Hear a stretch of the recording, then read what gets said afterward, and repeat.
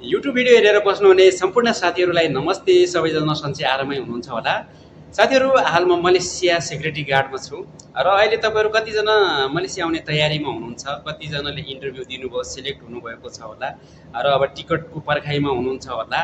र अहिले मलेसियाबाट थुप्रै प्रकारका डिमान्डहरू गएका छन्, थुप्रै कम्पनीबाट। सेक्युरिटी गार्डका त्यस्तै छन् भन्ने, अन्य फ्याक्ट्री लाइनका कम्पनीहरूबाट पनि त्यस्तै डिमान्डहरू गएको छ। र अहिले मलेसिया आउँदाखेरि कति लागत लाग्छ, मेन पावर कम्पनीहरूले कति लगेका छन् साथीहरू। हामीले सुनेको हल्ला अनुसार कम्पनीमा आउँदाखेरि 4 लाखदेखि 5 साढे 5 लाखसम्म चाहिँ लाग्छन्। सबै खर्च गर्ने भने 6 लाख नै पुग्छ। यदि त्यत्रो पैसा लगेका छन् भने यहाँ आइसकेपछि कम्पनीहरूमा ओटी चल्छ कि चल्दैन, ओटीको ग्यारेन्टी छैन भने है। अहिले मलेसियामा बेसिक सेलेरी 1200 छ। 1200 मध्ये महँगी त्यस्तै छ। पैसाको रेट त अहिले राम्रै चलेको छ, 1 रिङ्गिट बराबर 37 छ यो हप्तामा। र त्यो रेट अनुसार हामीले 500 रिङ्गिट चाहिँ खाना खर्च छुट्याएर 1200 रिङ्गिट बचाउन सकिन्छ। 1200 को नेपाली रुपैयाँ 44,400 जति हुन पुग्छ अहिलेको रेट अनुसार। यो रेट घट्ने र बढ्ने क्रम भइरहन्छ।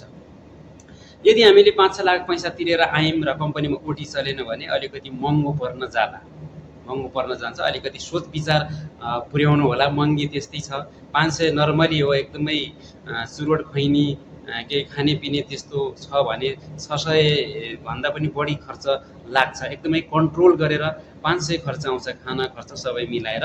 1200 हम्मे बचाउन सकिन्छ। 1200 को 44,000 रुपैयाँ नेपाली चाहिँ बचाउन सकिन्छ यदि ओटी चलेन भने। र ओटी चल्यो भने लगभग ठिकै हुन्छ साथीहरू है। ओटी चल्यो भने जति बचाउन सकिन्छ, अहिले रेट राम्रै छ, ठिकै हुन्छ। तर 5-6 लाख लगानी गर्यो, यहाँ आएर ओटी चल्दैन भने बिजोग हुन्छ। अलि विचार पुर्याउनु होला, कुन कम्पनीमा आउँदै हुनुहुन्छ र कस्तो मेन पावरबाट आउँदै हुनुहुन्छ, एजेन्ट मार्फत आउँदै हुनुहुन्छ कि डाइरेक्ट मेन पावरमा आउँदै हुनुहुन्छ कि कम्पनीले यहाँबाट ओटीको सुनिश्चित गरेको छ कि छैन। डिमान्ड लेटर राम्रोसँग हेर्नु होला, राम्रोसँग बुझ्नुहोस्, राम्रोसँग आउनुहोस्। यहाँ आएर ओटी चल्दैन भने त्यत्रो लगानी उठाउनै लगभग 2 वर्ष लाग्छ है साथीहरू। झन्डै 2 वर्ष लाग्छ। अनि पैसा कहिले कमाउने, हामी कहिले जाने। यदि ओटी चल्दियो भने ठिकै छ। र धेरै जसो कम्पनीहरूबाट जिरो कस्टमा पनि डिमान्ड गएका छन्। त्यसमा सबै पर्न सकिँदैन। हिजो त्यस्तै छ होला, मेन पावरमा लाइन छ होला। त्यो भएको कारणले गर्दाखेरि सबैजना पर्दैन त्यसमा, कुनै मात्रै पर्नुहुन्छ होला। र त्यो कम्पनीमा पनि यदि पहिला नै यहाँ कम्पनीमा नेपालीहरूले चाहिँ काम गरिराख्नु भएको छ भने कम्पनीले आफ्ना मान्छेहरूलाई बोलाउनको लागि पनि भनेको हुन्छ। कयौँ कम्पनीले आफ्ना मान्छेहरूलाई बोलाउने हुन्छ। त्यो भएको कारणले अलिकति विचार पुर्याएर चाहिँ आउनु होला है त। कमेन्ट गर्नु होला अहिले मेन पावरले कति पैसा लगेका छन् मलेसिया आउँदाखेरि है, आफ्नै लगानीमा।